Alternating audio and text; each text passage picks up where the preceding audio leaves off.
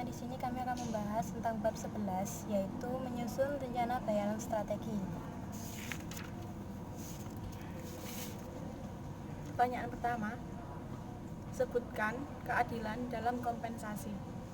Keadilan dalam kompensasi ada 4. Yang pertama ada keadilan eksternal, yang kedua ada keadilan internal, yang ketiga keadilan individual, dan yang keempat keadilan prosedur. Apa yang dimaksud dengan Undang-Undang Davis-Bacon?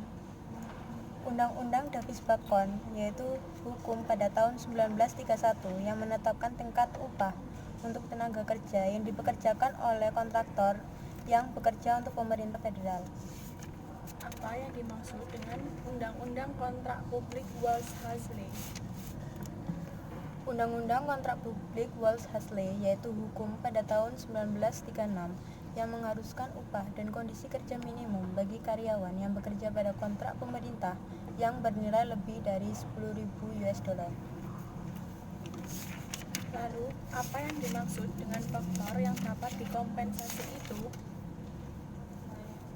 Elemen fundamental yang dapat dikompensasi dari sebuah pekerjaan seperti keterampilan, usaha, tanggung jawab, dan kondisi kerja. Apa yang dimaksud dengan benchmark job? Benchmark job yaitu pekerjaan yang digunakan sebagai patokan skala bayaran pemberi kerja dan di seputar mana pekerjaan lainnya diurutkan berdasarkan nilai relatifnya. Pertanyaan ke-6 yaitu, sebutkan metode evaluasi pekerjaan. Yang pertama ada faktor-faktor yang dapat dikompensasi, yang kedua menyiapkan evaluasi pekerjaan, yang ketiga metode evaluasi pekerjaan atau pemeringkat, yang keempat metode evaluasi pekerjaan, klasifikasi pekerjaan, dan yang kelima metode evaluasi pekerjaan, metode poin, dan yang terakhir evaluasi pekerjaan terkomputerisasi. Lalu, apa yang dimaksud dengan metode pemeringkatan? Metode pemeringkatan yaitu metode paling sederhana dari evaluasi pekerjaan yang melibatkan pemeringkatan setiap pekerjaan secara relatif terhadap pekerjaan lainnya, biasanya berdasarkan pada kesulitan secara keseluruhan. Sebutkan beberapa langkah dalam metode pemeringkatan.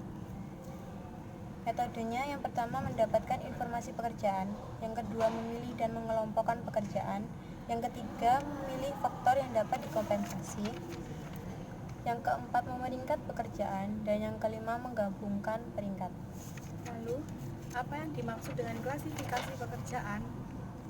Klasifikasi pekerjaan atau job grading, metode untuk mengkategorikan pekerjaan ke dalam kelompok-kelompok. Apa yang dimaksud dengan class? Class adalah mengelompokkan pekerjaan berdasarkan pada serangkaian aturan untuk setiap kelompok atau kelas, seperti jumlah penilaian independen, keterampilan, usaha fisik, dan seterusnya yang dibutuhkan. Kelas biasanya berisi pekerjaan yang sejenis. Lalu apa itu grade? Grade adalah sistem klasifikasi pekerjaan seperti sistem kelas, meskipun grade acap kali berisi pekerjaan yang tidak serupa, seperti sekretaris, mekanik, dan petugas pemadam kebakaran. Deskripsi grade ditulis berdasarkan pada faktor-faktor yang dapat dikompensasi yang disebut dalam sistem klasifikasi. Apa yang dimaksud dengan definisi grade? Definisi grade, deskripsi tertulis mengenai tingkat dari, katakanlah, tanggung jawab dan pengetahuan yang dibutuhkan oleh pekerja di setiap grade. Pekerjaan yang dapat serupa kemudian dapat dikombinasikan ke dalam grade atau class. Apa yang dimaksud dengan metode poin? Metode poin adalah metode evaluasi pekerjaan di mana sejumlah faktor yang dapat dikompensasi, diidentifikasi, dan kemudian ditentukan derajat keberadaan setiap faktor ini di dalam pekerjaan. Apa yang dimaksud dengan sistem bayaran? Sistem bayaran kompetitif pasar, sebuah sistem bayaran di mana tingkat bayaran aktual pemberi kerja dapat bersaing dengan tingkat bayaran yang relevan dalam pasar tenaga kerja. Apa yang dimaksud dengan kurva upah? Kurva upah memperlihatkan hubungan antara nilai dari pekerjaan dan rata-rata upah yang dibayarkan untuk pekerjaan ini. Apa yang dimaksud dengan survei kaji? Survei gaji. Survei yang ditunjuk untuk menentukan tingkat upah yang berlaku. Survei gaji yang baik memberikan tingkat upah spesifik untuk pekerjaan spesifik. Survei kuesioner formal tertulis adalah yang paling komprehensif, tetapi survei telepon dan iklan, surat kabar juga merupakan sumber informasi. Grade bayaran. Apa yang dimaksud dengan grade bayaran? Grade bayaran atau upah. Grade bayaran terdiri atas pekerjaan-pekerjaan yang kurang lebih setara tingkat kesulitannya. Lalu, apa yang dimaksud dengan kisaran bayaran?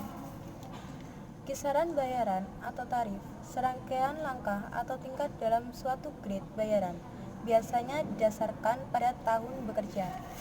Apa yang dimaksud dengan rasio kompa?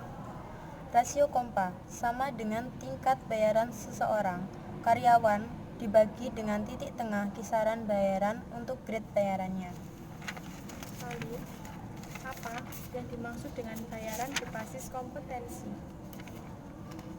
Bayaran berbasis kompetensi ketika perusahaan membayar kisaran kedalaman dan jenis keterampilan dan pengetahuan karyawan dan bukan untuk jabatan pekerjaan yang ia pegang.